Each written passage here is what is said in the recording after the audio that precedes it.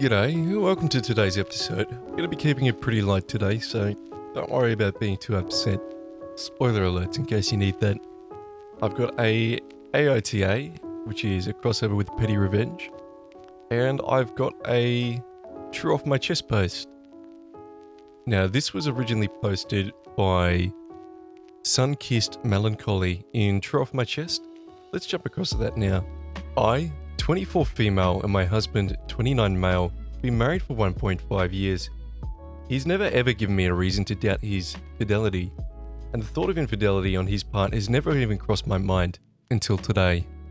Having finished cleaning up after a dinner party with friends, we sat there on the couch talking when I asked him for the time. He showed me his phone, and just at that moment he receives a WhatsApp message. The notification appeared, showing an unsaved number, with a profile picture of a girl wearing a really low cleavage blouse. Seeing the message notification too, he takes back his phone, clicks into a different WhatsApp message instead, which shows me, and starts speaking on. I of course remained stuck on the weird notification, and so I ask him, what was that message just there? He responds, a men's group chat from work. It's a random profile picture. I did not choose the picture, I was simply added to the group. And then I ask him if I can see the group chat, and he refuses. This raises alarm bells for me, and so I ask again twice. Each time he refuses to let me see the chat, I ask why he's refusing, and he counters by asking me why I want to see the chat. I calmly explain, and in an amicable tone, I find the notification very odd. Unsaved number, beautiful girl in revealing clothing, refusing to show me a supposed work group. I get up and leave after this.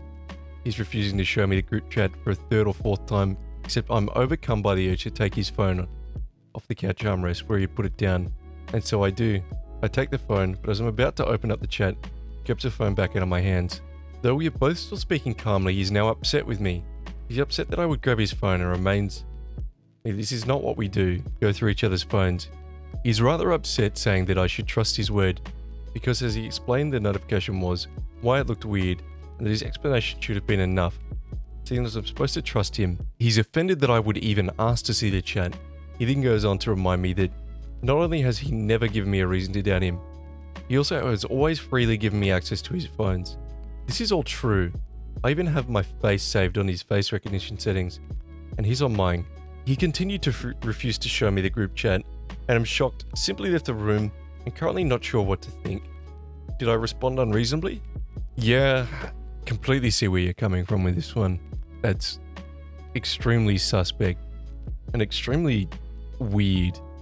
I mean, what sort of work group chat has like a picture of a random attractive girl on it? Now, spoiler alert, there's a little bit more to this story than meets the eye, so don't get too worried about this one. Let's jump into the update. Hey everyone, first update, thank you for your responses.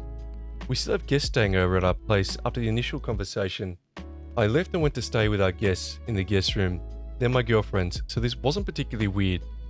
It is their last night too, so we stayed up talking. I didn't mention anything to them, but I also haven't spoken to him since. The guests leave later this evening. Before then, we'll be out and about. I don't think I'll have a chance to speak to him or address this again until the guests have left. To clear a few things up, I also suspect cheating. I know exactly what it looks like.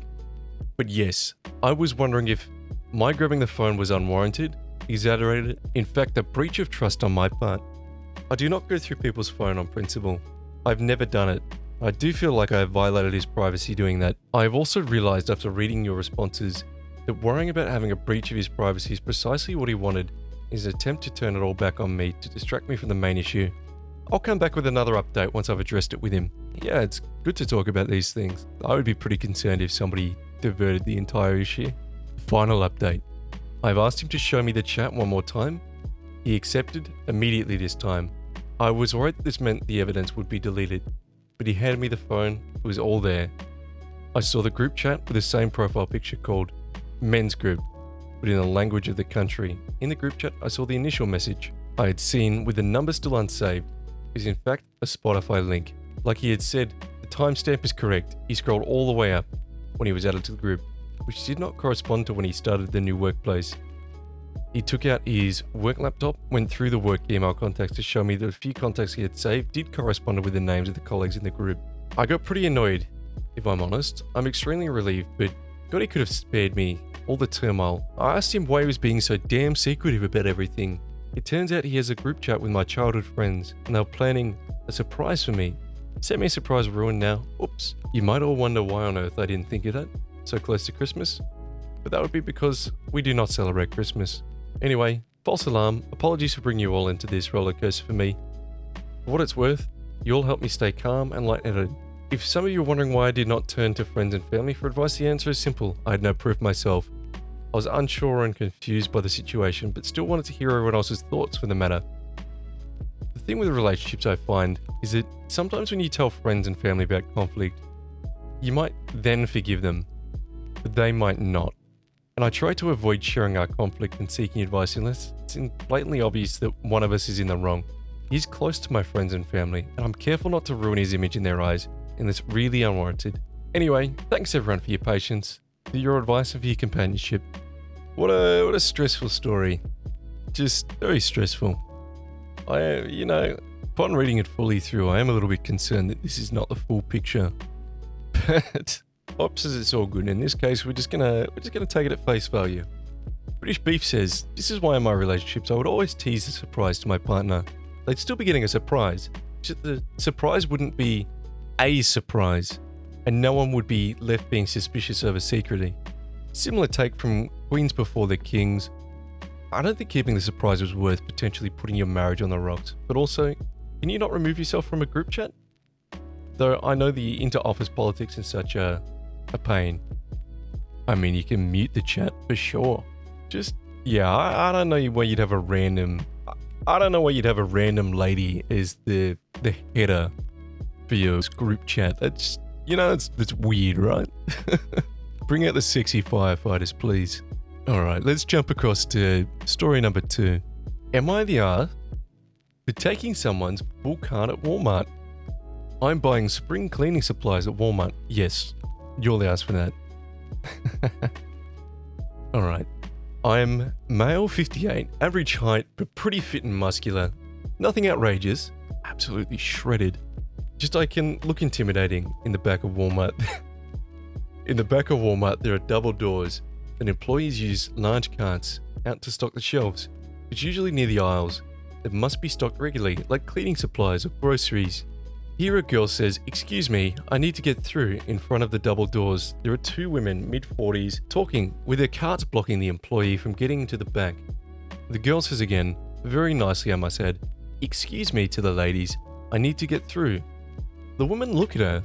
They know she needs to get through, but continue standing there talking. Attitude, like it's a big inconvenience to them to move out of the way. This just pisses me off. Why do people treat workers like freaking trash? I'm just about to say something, but they hatch a better plan. One of the ladies' carts has a purse in it, so that's no go. I make eye contact with a girl and smile. I see she's fighting for her irritation. As I casually walk past a woman, I snag the other woman's cart for the groceries and walk away. They didn't notice for a second, then start to pursue me. Now this may be where I'm the arse. I could have just left the cart and went about my day, but obviously that's not what I did.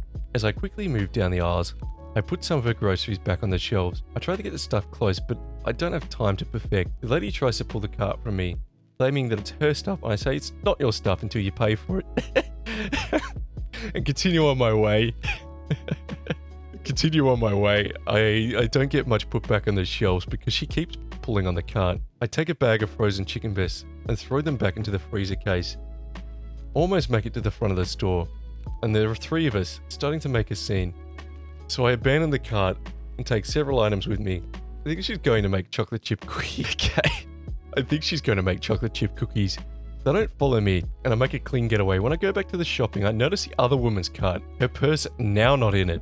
So off I go. I roll into the camping section, pull out all the cold items that were only a few. Told a friend about what happened. She asked me why I was such an ass, and was wondering why I didn't stop. After I had solved the problem, she told me it's just like a man. Yes, she said it like that. To think that he has a right to be judge, jury, and executioner. I don't think I'm a misogynistic pig, but then again, I am a guy, so who knows. I had to go back to the camping area later and put the rest of the stuff away, but it was gone when I got there. I feel bad for an employee that might have to restock the stuff. I never did see the girl again. I hope she had a chuckle about it. Am I the ass? Look, I love this. Absolutely love this. They were obnoxious. You were obnoxious. Mama Fen says, yeah, kinda YTA here. You didn't punish the rude woman. You punished the employees who had to put back all their crap. You didn't take from their cards. Just by moving the buggy out of the way would have been sufficient. Followed up by Grave Dancer, who says, this woman deserved it. They definitely made the day worse for an innocent employee. Honestly, you've made that employee's day. Just taking that cart out of the way and then just the entitled people just standing there, just having this bizarre event happen. This is like a no crime. You didn't steal anything. You just returned the items. I'd be furious if somebody did this to me and I was minding my own business. But these people are just like blocking the aisle. I've been asked nicely multiple times. I mean, this is being obnoxious as well. Now, this one does have an update. So let's jump across to that now. And it's actually in the Petty Revenge subreddit. This happened like a year ago, and I didn't think too much about it. The other day I was at a restaurant with my extended family. One of the waitresses kept on looking at me. It took a while to put together. When she walked past and said, didn't used to work at Walmart. She got excited and exclaimed she thought it was me. I had a haircut, lost some weight since then. She filled me in on the aftermath. The ladies complained to the manager that a guy tried to steal their stuff for no reason. The manager figured out there was more to the story. The entitled woman wanted the manager to find me and have me arrested. The worker girl told her what happened, and since it's become store folklore, I told her that I posted the story in AITA and got voted the a-hole. She said, you're not an a-hole, you're a legend. My sister told her a similar story from when we were kids. I'll save that for another day. I'm gonna have to circle back to that for sure. This is delicious. What a wholesome story. Really, really wholesome. You know what? I'm feeling a short, positive day. So let's leave that there. Follow the next story down below. Patreon, if I ever do one, it'll be down there as well.